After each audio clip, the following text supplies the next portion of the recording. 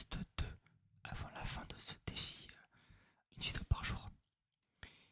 Et je me suis rendu compte après la vidéo qui suis-je que j'avais besoin de faire des vidéos rambling où je parle en étant plus, comment dire, proche, genre de parler à cœur ouvert.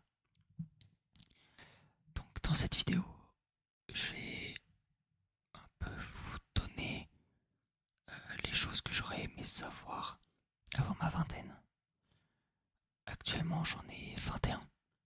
Je sais pas.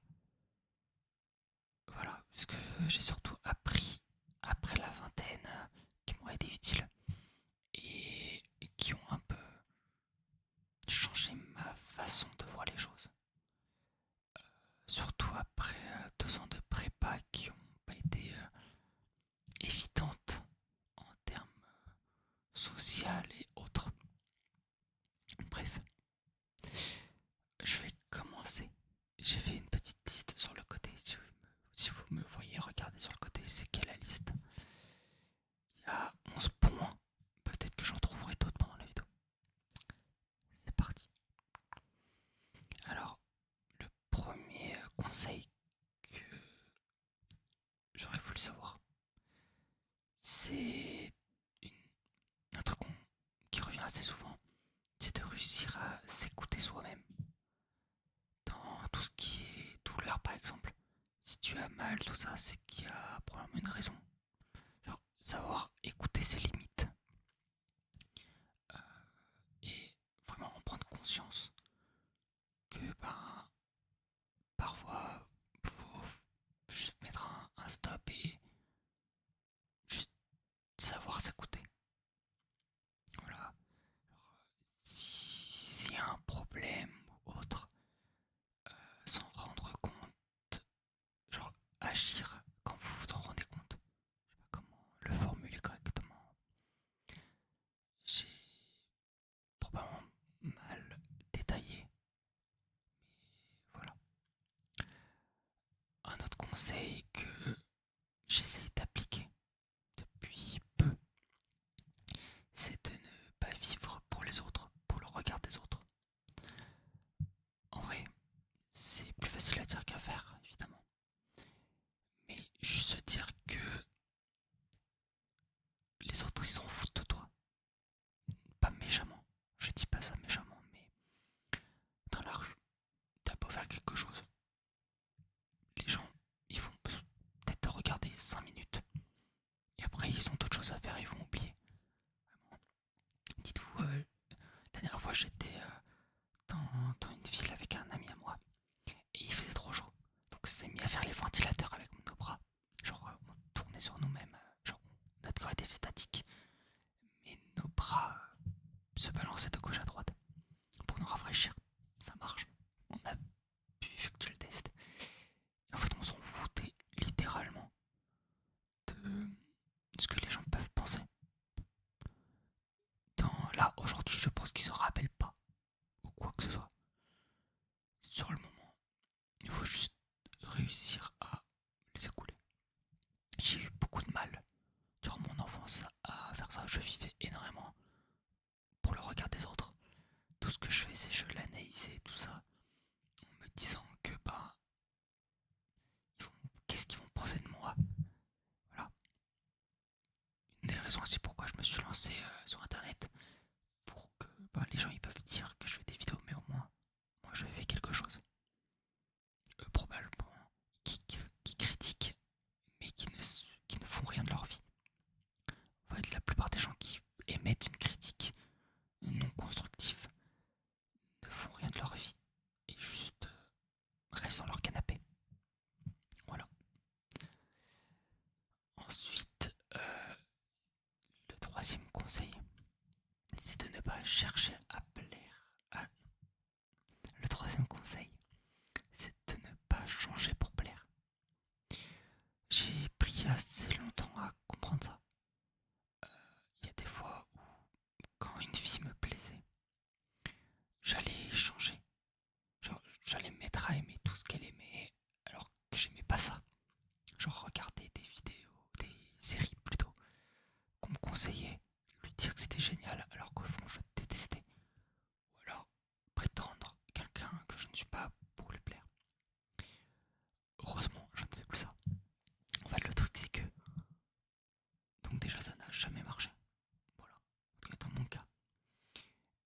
même si ça aurait marché, c'est quoi la suite?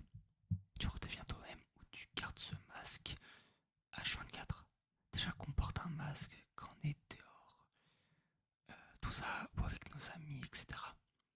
Si tu dois porter un masque avec ta copine ou ton copain, bah, c'est compliqué. Genre, l'avoir H24, c'est épuisant. Donc, ça ne sert à rien de changer pour quelqu'un d'autre. Et ouais, c'est pas utile. Vaut mieux être comme on est. Et comme l'a dit Ted Mosby, il faut trouver quelqu'un qui aime nos petites particularités. Et voilà. Donc, ne pas les effacer. Voilà, je vous conseille How I Met Your Mother. Il y a pas mal de leçons de vie. Voilà. Un quatrième conseil qui un peu rejoint les précédents. C'est pas vraiment un conseil, mais une phrase que j'aime beaucoup me répéter, qui est qu'il vaut mieux avoir un joli jardin intérieur pour que les papillons viennent. Genre, je sais pas si c'est ça la citation exacte.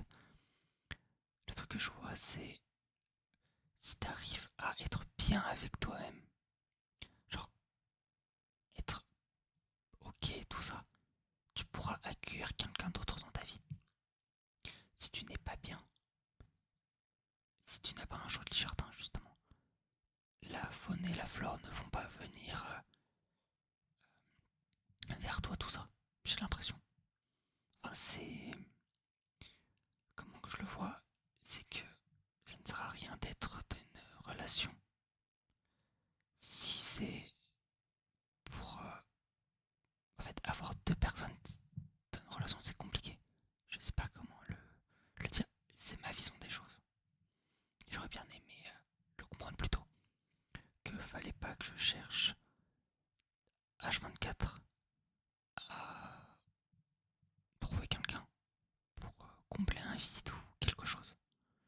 Mais comblez-moi d'abord le vide. Ou autre truc.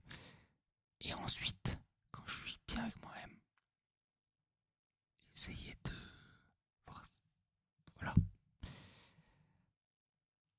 Ensuite, alors, ça, j'ai une petite anecdote par rapport à ça qui remonte à l'ère du Covid ou de la Covid.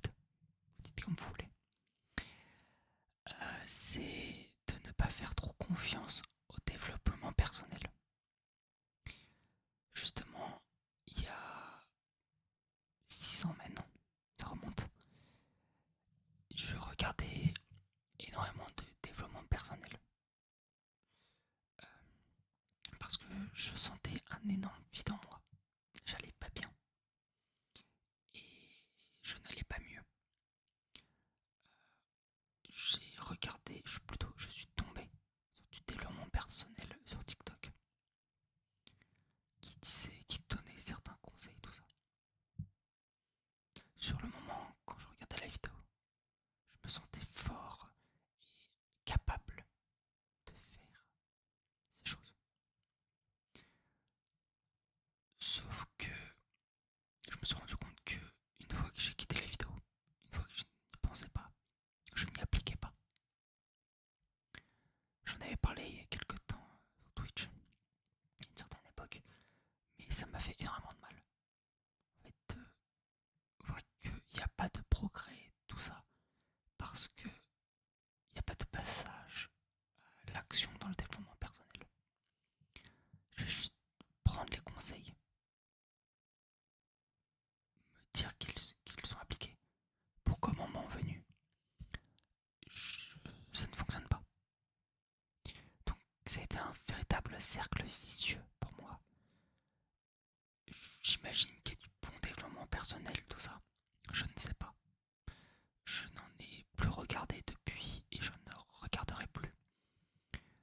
Parce que je me dis qu'il faut que j'arrive à m'améliorer moi-même. Ou avec l'aide d'amis. Mais pas d'inconnus qui me disent des généralités qui probablement ne s'appliquent pas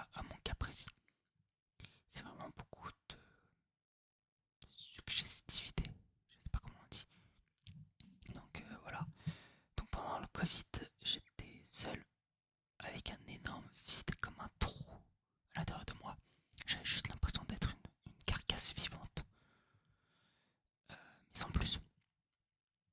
Voilà. Et récemment, j'ai j'ai vu sur mon compte YouTube, pas celui-là, un autre, des playlists en privé avec des vidéos du style comment être beau, comment avoir plus confiance en soi, et quoi d'autre, je sais plus, mais il y avait que des trucs comme ça. Et les vidéos ont extrêmement mal vieilli, vraiment. Genre en termes de miniature. Et, et j'ai tout supprimé parce que de une, j'en ai pas besoin. Parce que j'ai réussi à passer outre. Parce que déjà, comparé à quand j'étais petit, je trouve un poil plus coloré, on va dire. Donc avec le temps, en fait, le temps fait les choses. Voilà. On va passer à la suite. Le prochain conseil, c'est de savoir prendre des pauses. Comme je disais, il y a des moments où il faut savoir dire stop, juste se concentrer sur soi-même et réfléchir. En fait, je me dis que c'est important de se remettre en question de temps en temps. Donc vraiment prendre une pause, se faire un point là où on en est, là où on veut aller, se rappeler de ses objectifs. Mais également, ce conseil, il y a une autre dimension qui est que quand vous n'en pouvez plus, vous avez le droit de stopper, de respirer, de vous reposer et ensuite reprendre ou de faire quelque chose d'autre. Voilà, vous n'êtes pas coincé et c'est important de se le rappeler. Ah oui, celui-là, j'ai pris très très longtemps à le comprendre. C'est que les moments loin de son téléphone sont parfois les meilleurs, sont même les meilleurs. Quand j'étais petit, jusqu'à l'âge de, ouais, pas 20 ans, 19 ans peut-être, je ne faisais que regarder mon téléphone H24. Depuis que je suis petit, vers l'âge de 4 ans, j'ai eu un ordinateur tôt, qui fait que je n'ai passé ma vie que devant des écrans. Ensuite, il y a eu YouTube. Ensuite, il y a eu les jeux vidéo. Ensuite, il y a eu les réseaux sociaux, etc., etc., qui ont qui m'ont un peu retourné le cerveau et juste m'ont fait oublier à quel point en fait la vie est jolie en dehors des réseaux. Regardez le ciel, regardez les nuages. Ça fait depuis combien de temps que vous n'avez pas regardé un nuage? Je me suis fait cette réflexion-là. Donc dès que je le peux, je ne regarde pas mon téléphone. Genre mon téléphone n'est jamais en sonnerie ou en vibreur. Comme ça, si j'ai une notification, je la vois quand je veux prendre mon téléphone. Et pas quand non, mon téléphone me demande de le prendre. Je sais pas comment le dire, mais voilà. Parfois c'est important juste de prendre le temps pour soi, un peu loin des réseaux et autres, et profiter de la vie. Voilà. C'est un truc que je fais. Ou par exemple, à une époque, quand j'étais en voiture, à côté du conducteur, j'étais toujours sur mon téléphone à regarder des séries, tout ça. Maintenant, j'ai une règle. Si je suis à côté du conducteur, tout simplement, je ne regarde pas mon téléphone. Je discute avec, tout ça. On apprend toujours des choses. Et la communication, c'est tellement important que les téléphones viennent nous couper ça, je trouve. Ensuite, ça c'est facile à dire, mais très très compliqué à faire, je le sais. C'est que si vous ne vous sentez pas à l'aise,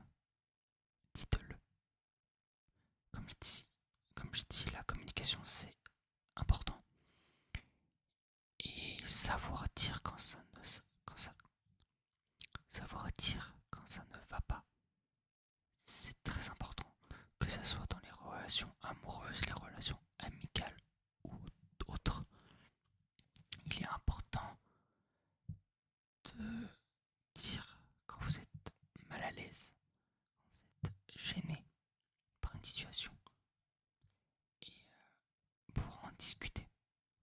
Vraiment, c'est c'est le plus important.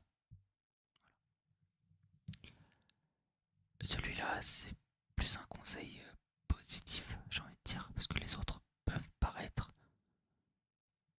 un peu déprimants, j'ai l'impression. Mais c'est un truc que j'ai remarqué et que j'applique. Il faut comme, il faut complimenter les gens. Ça ne fait jamais de mal. Que ce soit un homme ou une femme, c'est bien de complimenter les gens. Dire que si vous trouvez que la personne a une jolie chemise, a une jolie tenue ou autre, alors je vais te le dire, ça donnera un sourire à quelqu'un peut-être. C'est voilà, dire aux personnes à qui on est proche qu'on les apprécie. Parfois, en fait, de mon côté, je sais que j'ai du mal si on me dit pas les choses clairement. Je vais pas forcément le voir. Je sais que mes amis m'apprécient, mais l'entendre, c'est quand même bien.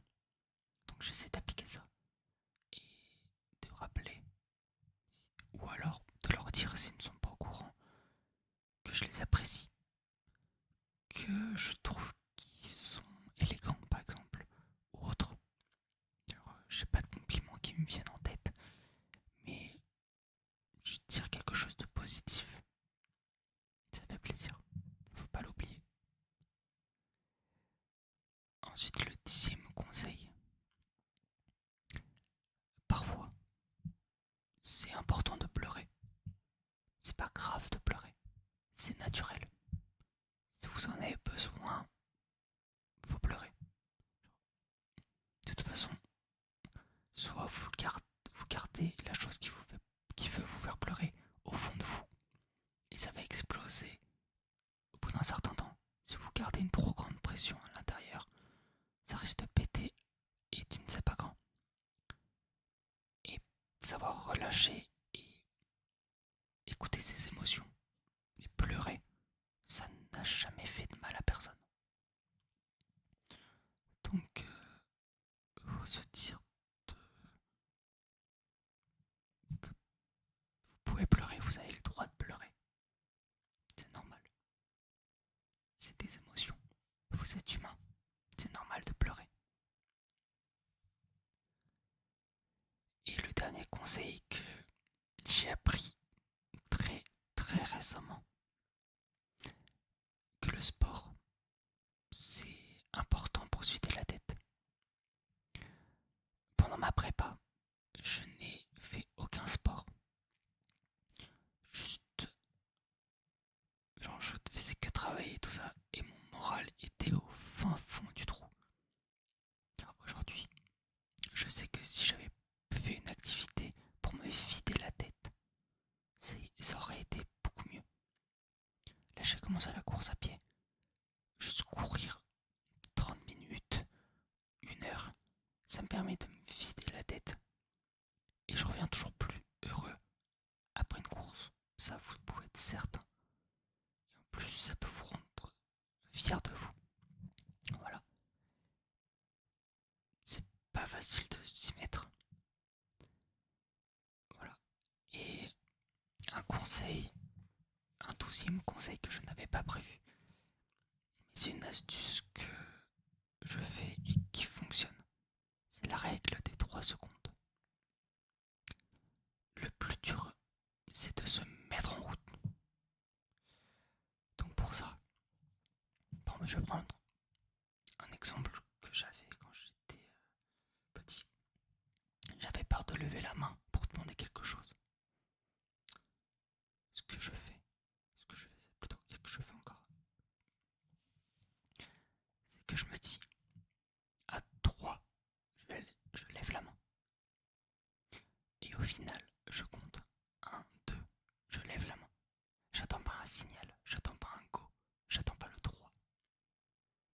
j'y vais. Je force mon cerveau à réagir avant ça. Et notre règle pour se mettre en route, tu te dis juste, je fais cette activité pendant 5 minutes.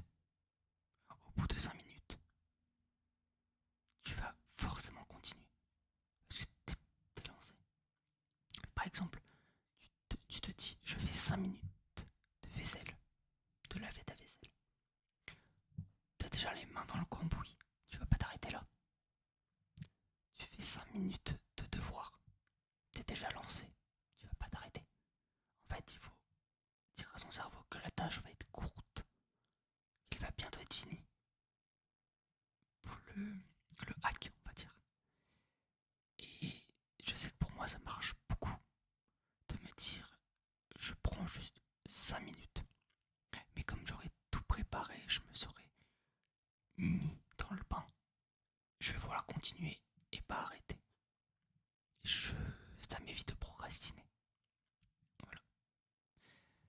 J'espère que ces conseils et ces astuces pour la fin vous auront aidé. J'espère que cette vidéo vous a plu. Moi je vous dis à tous et à tous